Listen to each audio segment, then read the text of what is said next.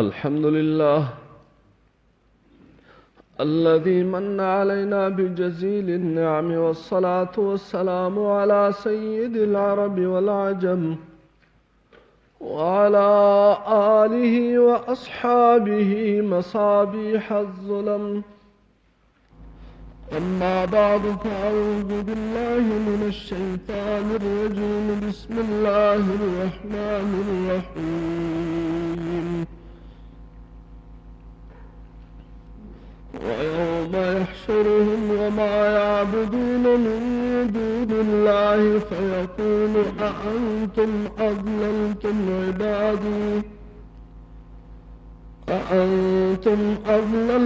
عبادي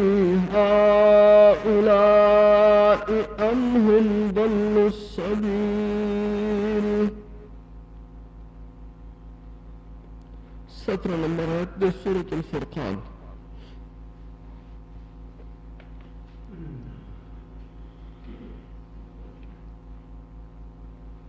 استمعوا سبقنا يدي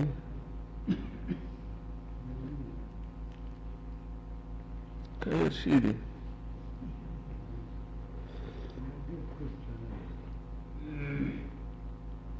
قرآن تلاوت کو کرنے کریں گا.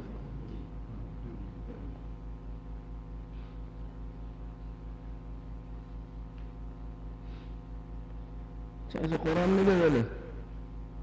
ابھی قرآن شروع کریں.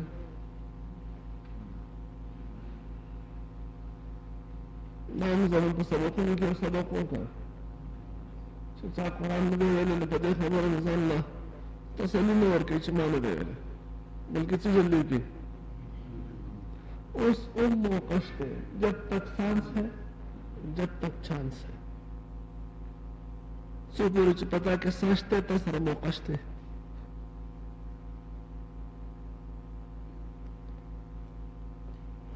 غیبت خو ماشاءالله کیږي کنه کیږي ډېر شي ده. ورور مسلمان په قلار نه پرېږده. زمونږ ذهن کې د دې خبرې تصور نشته چې مسلمان نوم د خیرخواهۍ دی، مسلمان نوم د همدردۍ دی. زمونږ ذهن داسې جوړ شي چې مسلمان وایي دی ته چې دی به د بل همدردي کوي، د بل مسلمان ورور د خیرخواهي کوي. ټوله کشۍ به ځان ته نه وهي، 24 ګنټې د خپل تصور نه کوي بلکې د چا تصور نه کوي؟ د خپل ورور مسلمان باره کې د خپل زړه د همدردۍ نه ډک ساتي چې ما څه چل داسې وکړی چې زما د ورور مسلمان ته فایده ورسېږي زما د لاسه. ما خپل ورور مسلمان ته خپل له طرفه ښه ورسول. دا زړه دا نیت جوړول، دا ذهن سازي کول، دا زموږ ستاسو د حیثیت د مسلمانۍ فرض دی چې ما په دې ورځ شپه کې په دې 24 ګنټو کې څه نه څه کار داسې وکړی چې هغه مې د ورور مسلمان خیرخواهي وکړه، همدردي مې وکړه او د هغې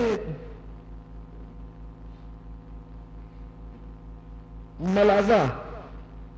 او د هغې اجر او بدله زه بغیر د الله نه د بل چا نه نه غواړم چې په چا باندې احسان نه اړوم، په چا باندې ملازه نه اړوم. دا ښه چې چا سره کوم نو په هغه باندې ملازه او احسان نه اړوم بلکې د چا د رضا دپاره کوم، الله د رضا دپاره. دا ذهن جوړ شي زموږ جوړ، ځکه چې زه یو مسلمان یم. مسلمان د دې به نورې فایدې په څه کوي؟ کله چې زما ستا په زړه کې د بل مسلمان لپاره درد پیدا شو، خیرخواهي پیدا شوه، همدردي پیدا شوه، نو د هغه ورور مسلمان چې د کوم زه خیرخواهي کومه، زه د هغه بد بیا ویلی شم، د هغه غیبت کومه، د هغه سره بد بیا کولی شم، هغه سره زه د حسد کولی شم. دا خو زما عیني خوښه ده کوم باندې چې هغه توقع کوي زه پرې خوشحالېږم، چې هغه خوشحالېږي زه خوشحالېږم. ځکه زما زړه داسې جوړ شوی، ذهن داسې جوړ شوی، نیت داسې جوړ شوی چې زه نور مسلمان سره ښه وکړم. دا نه ګورم چې هغه څنګه مسلمان دی، هر څنګه مسلمان چې دی، هر څنګه چې دی خالص د الله د رضا لپاره زه خپل زړه د هر یو مسلمان سره د همدردۍ نه ډک کړم، د خیرخواهۍ نه ډک کړم، او نتیجه به د هغې څه وي؟ اولنۍ خبره خو دا چې زه د هغې بدله د چا نه غواړم نه، بلکې د چا ملا زاړم نه، د الله باندې چې الله پاکه ستا د رضا لپاره مې دا کار کړی. او الله جل جلاله غیرتي ذات دی، غیور ذات دی. هغه د چا ښه په ځان نه پرېږدي، هغه چې دوچند او سېچند او ډبل چند څو چند او زیات نه را کړی نو ستا هغه په ځان نه پرېږدي، هغه غیرتي ذات دی. ته خو دواړه وکړه، ستا ټول عمر په ځان پورې ژوند ښه کوې او د بل یو ورور مسلمان دی د هغه په ورور مسلمان پورې ژوند ښه کوې. دواړو کې د ځمکې اسمان فرق دی. نبی کریم صلی الله علیه وسلم فرمایي الله فی عون عبده ما دام العبد فی عون اخیه. څو پورې چې مسلمان د بل نور مسلمان امداد کوي، ستاسو ما ته غږ دی، څو پورې چې یو مسلمان د بل نور مسلمان په خدمت کې لګیا وي، الله جل جلاله دغه په خدمت کې لګیا دی. ستا په خیال چې الله زمونږ په امداد کې لګیا نو انکار نه کېږي که نه به کېږي؟ زه چې د چا په خدمت کې لګیا یم یا به وشي یا به ونه شي، د هغې ته پته لګي. او الله چې زما امداد کړي هغې ته شوی وه. نو د هغه کسانو چې د هغو کار الله پاک د عوض د قوض د کوم ځای نه سم کړي، هغه وجه دا وي چې د بل مسلمان سره چل کوي خیرخواهي، همدردي. او څوک چې لالچي، خودغرض، حریص وي، د ده کار جوړ شوی کار دی، منزل ته رسېدلی کار د ده په لاس نه راځي. قرآن ښه کوي او هغه بد وځي. زمونږ زړه د دې خبرې نه ډک شي، ډک چې زما مقصد په دنیا کې ورور مسلمان سره ښه کول دي، هغه ته خیرخواهي رسول دي. هغه که د دنیا خیرخواهي ده هم او که د دین خیرخواهي ده هم، د دین مو همدردي هغه سره وکړم، د دنیا مو همدردي هغه سره وکړم. دنیا کې که ما سره پیسې دي د هغه له پیسې ورکړم، که تعاون دی زه ورسره تعاون وکړم، که د هغه څه خدمت دی زه وکړم، که هغه کمزورې درجې والا دی، زما اپروچ زیات دی، زما لاس رسي نو زه د هغه دغسې تعاون وکړم. که نه نور څه چل ورسره نه شم کولی، د لاس په منډه ورسره ووهم، هغه یې دې کې لګیا دی کشې وهي که نه، لاړ شه به کشې د لاس نه واخلم، ته ستړی شوې، هغه ورسره لږ وهم، هغه له دمه ورکړم، هغه سره ګوډی دی هغه ترې واخلم، لږ زیات یې ورسره یوسم، خیر دی ته دلته نه ځم، یو 15 منټه دې لږ شم. زړه د همدردۍ نه ډک کړو. ته بیا وګوره د الله عطا ته وګوره که نه، انفق یا بلال ولا تخش عن ذي العرش اقلال. ای بلاله د الله د مخلوقات باندې، د الله د بندګانو باندې خرچ کوه، خرچ. او د عرش د مالک نه دا ګمان مه کوه چې تا به د لږې مړ کړي. ته په الله مه ویاړئ، الله به تا د لږې نه وژني، تا له به نورو ځای ته راکړي، ځکه ته د الله د بندګانو سره ښه کوې.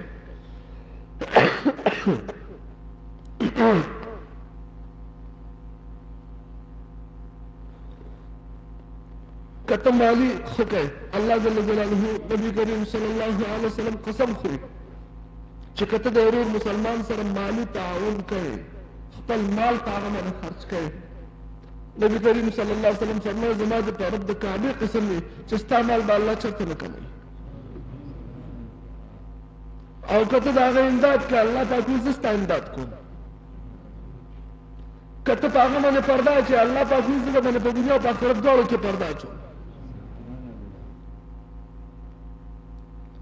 چې څه دي که نه د مسلمان په خیرخواهۍ کې دي، چې زموږ په زړه کې د مسلمان سره خیرخواهي جوړه شي، دا پرېږدي چې دا څوک دی، دا څوک دی، دی څنګه دی، دی څنګه دی، ده ما سره څنګه کړي وو، ده ما سره څنګه کړي وو، ده ما ته په کوم نظر کتلي وو، ده ما ته په کوم نظر کتلي وو. د دې خبرو نه قطع نظر زړه کې د همدردۍ جذبه پیدا کړو مسلمانانو. د کوم مسلمان نه به د دې ګیله کوو، دا د چا دین دی؟ دا خو زمونږ دین و که نه. چې هغه د همدردۍ نه زړه ډک و. موږ زړه نه همدردي ووته نو بیا د هغه په وینو نه مړ کړو. ورور مسلمان دی زموږ په ګاونډ کې دی په نږدې کې دی که ښځې دي هغه د ښځو په وینو نه مړېږي که سړي دي هغه د سړو په وینو نه مړېږي. ځکه همدردۍ جذبه نشته. غیبت ولې زیات شو؟ حسد ولې زیات شو؟ چغلي ولې زیاته شوه؟ ورور مسلمان سره دشمني ولې زیاته شوه؟ قطع کلامي ولې زیاته شوه؟ خپلولي ولې په ختمېدو ده؟ ځکه زړه کې جذبه نشته، د همدردۍ جذبه نشته. خو چې ته سوچ کوو د ځان خپل د فایدې سوچ کوو که دنیا کې څه شی راغلی زما لاس نه راځي تر دې پورې چې انتهایي زیات شومان په دې مني که دیني یو خبره موږ ته ښه معلومه شي هغه هم د خپل ورور مسلمان نه پټوو چې پرېږده دی یو څو غوپې ووایي. خبره پوهېږئ تاسو؟ زړه د همدردۍ نه ډک کړو. دنیا والو په دې باندې تجربه کړله، لکه دنیادارو په دې تجربه کړله. دنیادارو چې هغه د دین دپاره ښه نه کوي، د دنیا دپاره ښه کوي، دنیا دپاره هغه په تجربه کړله چې د دې 100% رزلټ هغه موندلی دی. هغه کس خپله قصه کوي، خپل شاګرد وي ما نه رخصتېده، ما ورته وویل دنیوي تعلیم والا دی، تاسو به اورېدلې ده قصه. ما رخصتېده، ما ته څه ښوونه وکړه، نصیحت وکړه. ما ورته نصیحت دا وکړه چې ستا ته چې کوم ځای کې څه کاروبار کوې، څه محنت کوې، هغه کوه، ښه په ایماندارۍ کوه، هغې کې ډوک بوک مه کوه، په ایماندارۍ باندې خپل کار کوه، هر کار چې ستا او دا خپل د ډیوټۍ نه علاوه تا سره ګیر چاپېره څوک وګوره، ستا په ګاونډ کې ستا په دې کوم ځای کاروبار چې کوې د هغې په کاروبار کې ګیر چاپېره ځان سره کسان وګوره، داسې کسان چې د هغو د مدد ضرورت وي نو څه نه څه هیلپ د هغو کوه د ورځې. خپل د دې ټایم نه علاوه ځان سره ټایم راباسه، د دې ګاونډي څه خدمت وي هغه وکړه، که د هغه څه خدمت وي هغه وکړه. که ته پیسې نه شي ورکولی نو ته د لاس خپو خدمت کوه د خپل، او په دې ورځ کې 2 غنټې یا 1 غنټه دا د قدرت په اکاونټ کې جمع کوه. د هغه الفاظ دا دي چې د خپله مزدوري خو تا د ځان دپاره وکړه، نو هغې نه علاوه څه چل کوه، دا چې کوم ښه کوي دا د قدرت په اکاونټ کې جمع کوه. دا به تا ته ستا انتهایي اهم ضرورت کې په کار راشي. تجربه یې کړې وه. هغه رخصت شو لاړه، بیا په یو ځای کې مزدوري کوي افغانستان کې بګرام کې دغلته کپلې وه په هغې کې ولګېدی، مزدور شو. بیا هغه استاد خبره ورته یاده وه 8 غنټې خپله ډیوټي کې د هغې نه ورسته 2 غنټې وي چې زه به د قدرت په اکاونټ کې جمع کوم، بل مسلمان د انسان خدمت نه کوم چې څوک یې ګاونډیانو پوهېږي که ستاسو څه خدمت کول غواړي څه تعاون یې تاسو سره وکړو نو هغې زما دا کار د فایلونه لیکل دي کولی شي چې ما ته چل وښایي، د هغه چل مې زده کړه او هغه دومره فایلونه راوړي ما ته یې کېښه چې دا وکړه، نو ما هغه 2 غنټې د هغه فایلونه جمع کړه. سبا مې د بل ګاونډي ته وویلو هغه خپل هغه راوړي د هغه کار کوم چې بیا ژر زه مې د کتلې کې چا سره څه کوم، لکه خپل 8 غنټې ډیوټي پوره کړم او د هغې نه وروستۍ 2 غنټې زه د قدرت په اکاونټ کې خامخا څه نه څه کار کوم. دا سلسله چلېده 2 کاله وروسته زموږ د کمپنۍ سوپروایزر ریټایر شو، مړ شو. د سوپروایزر لپاره درخواستونه جمع کېدي چې ما هم ولیکه، جمع مې کړه. زما 2 کاله شوي دي، نور پکې ښه سینیر خلک دی چې هغه انټرویو شو، د هغه بیا وایوا هغه وشوه، هغې کې زه سلیکټ شوم د سوپروایزر لپاره.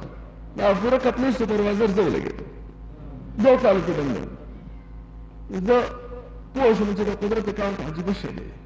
هغه د آخرت دپاره نه دی، دنیوي نظر نه دی، خو دا عجیبه څیز دی.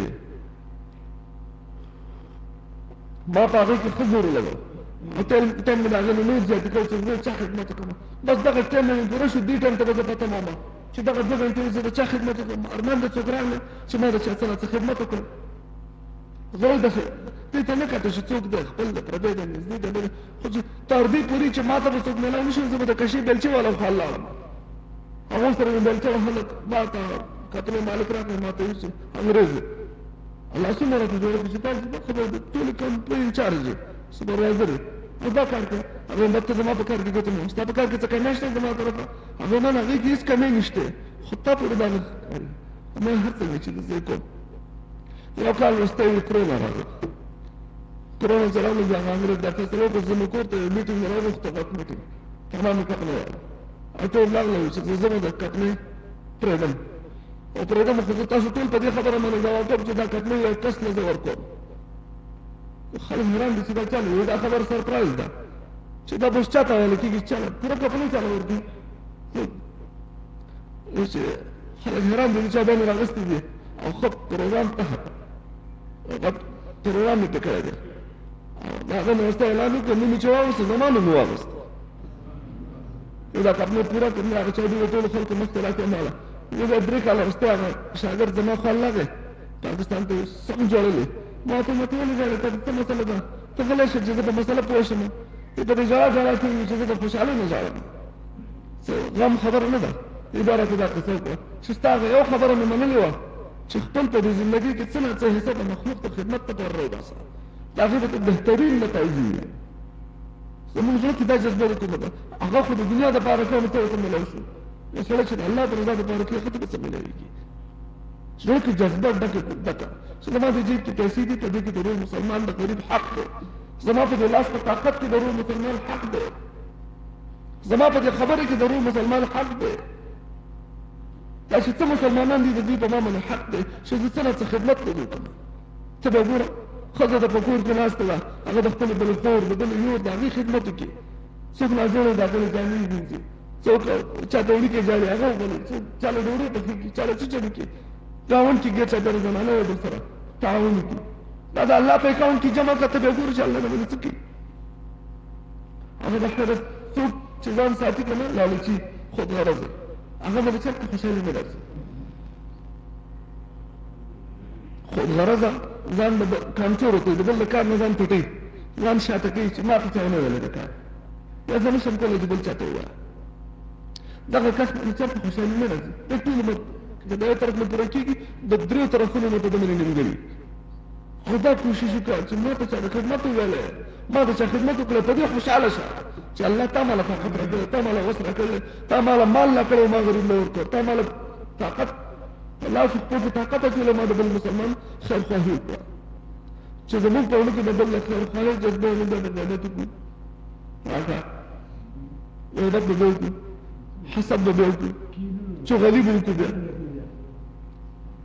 چغلي حسد کینه لویي خودپسندي عجب هغه مرضونه په ونه کې ننوتي دي چې هغه زموږ دا زړه د چا لپاره د ښې او که چا سره ښه ګوري 1500 ملازم به هغه واړی کړو او که هغه نه لیدلي نو ورته باید چې شاید پلانکي وخت کې به هغه کار کړی وری بس نه راغلی که نه راغلی الله اکبر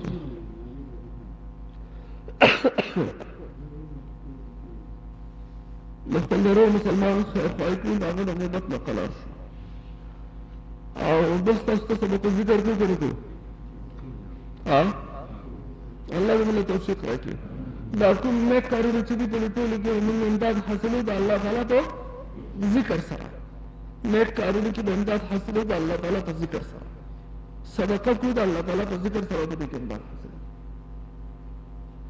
حرامو نه ځان وساتو ويوم يحشرهم کله چې راجمع کړو موږ دوی د قیامت په ورځ باندې وما یعبدون من دون الله او هغه څوک چې بندګي کوله دوی سوا د الله پاک نه او کوم کسان چې د الله نه علاوه د بل چا بندګي کوي قیامت په ورځ باندې دا ټول راجمع شي نو هغه خدایانو ته د چا چې بندګي کوله هغو ته به الله پاک ووایي فيقول بسمه الله پاک اانتم اضللتم عبادي او تاسو گمراه کړي زما بندګان دغه معبودانو ته ووایي چې تاسو زما د بندګانو ته ویلي چې زما عبادت کوئ هؤلاء دغه کسان چې دي ام هم ضلوا السبیل یا دوی په خپله لار خطا کړې وه دوی ته د ګمراهۍ چا ویلي قبرونو والا نه به تپوس وکړي چې تاسو دې ته ویلئ چې موږ ته سجدې کوو کوم چې پوهېده هغه کسان نه به تپوس وکړي هغوی به څه وویل قالو اوبویږي سبحانک پاکي د تا لره الله ما كان ينبغي لنا من مناسب نو ان نتخذ من دونك او من اولياء چې موږ ستا نه علاوه نور دوستان جوړ کړی وی دا خو زموږ سره مناسب نه ده الله پاک موږ خو ستا بندګان یو په خپله خو دوی څه چل کړی دی ولكن متعتهم لیکن تا فائدہ ورکړی دوی ته د مال او د اسباب خوشحالي دې ورکړې دوی له وآباءهم او د دوی پلار نیکه لره خوشحالي دې ورکړې وه دوی په خوشحالۍ کې په هغه مال او په نعمتونو کې دومره مخکې لاړه حتی تر دې پورې نسو ذکره چې دوی نصیحت هېر کړ د الله یاد د دوی نه هېر شو په دنیا کې هم خاطر وکانو دوی قوما بورا یو قوم هلاک شوی الله به دې کسانو ته وایي چې وګورئ تاسو چې د چا بندګي کول هغه خو دا وایي فقد کذبوکم پس دوی یقینا تاسو دروغجن کړئ بما تقولون په هغه څه کې چې تاسو ویل تاسو کوئ چې دوی تاسو ته د بندګۍ ویل د هغې انکار وکړ فما تستطيعون پس طاقت نه لرئ تاسو صرفا د واپس تلو دنیا ته ولا نصرا او نه د امداد اوس هیڅوک نشته چې تاسو امداد وکړي یا تاسو دنیا ته واپس لاړ شئ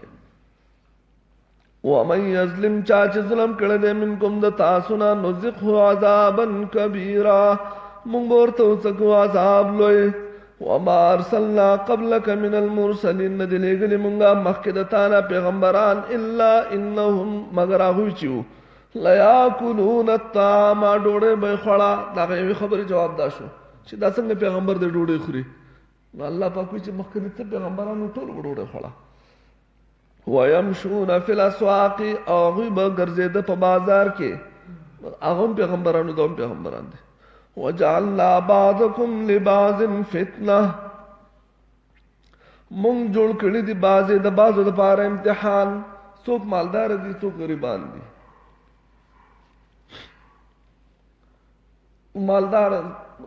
په مالدارۍ کې په امتحان کې دی غریب په غربت کې په امتحان کې دی څوک صحتمند دي څوک بیمار دي او څوک عزتمند دي څوک ګمنام دي رک دي دا مختلف طریقو سره الله جل جلاله پیدا کړي د پاره د امتحان اتصبرون تاسو صبر کوئ وکان ربک بصیرا تاسو رب لیدونکي اللهم صل علی محمد وبارک وسلم ربنا ظلمنا انفسنا وان لم تغفر لنا وترحمنا لنكونن من الخاسرين